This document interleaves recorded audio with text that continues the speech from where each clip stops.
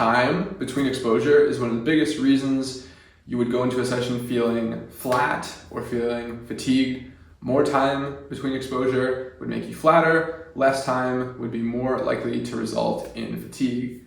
Let's take this very basic squat setup as an example. So I have a primary squat on Monday, I have a secondary squat on Friday. This would work best and would most likely be used if we have a week in Tuesday, Wednesday, and Thursday of other training and potentially work. So you would have these 3 days to recover here, and then you would have your secondary squat, prime you up a bit. You have a weekend that's a little more restful, and then you would come in here for your primary squat, primed up and ready to go. This gets a lot more confusing when you put in a jump day and a hinge day and ollie lifting in these sessions or on other days. That's why my brand is called Links. Put it all together, get it, right?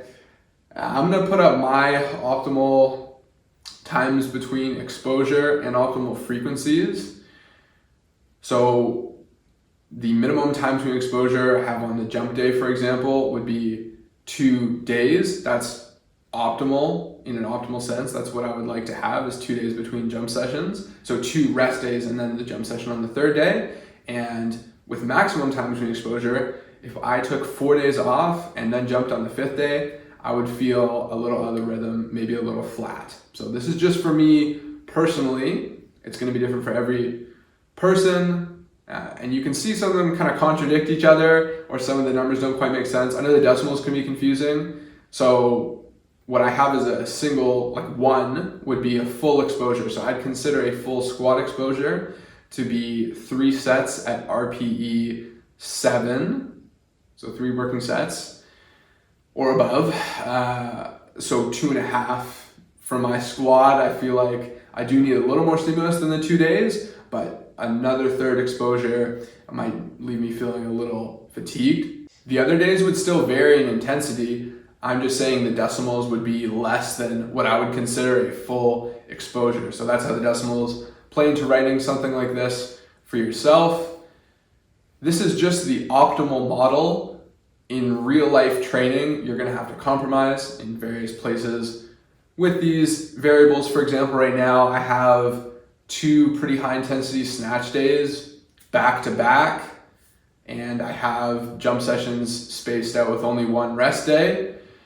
That's just what had to happen for the program I was writing and how things mix together.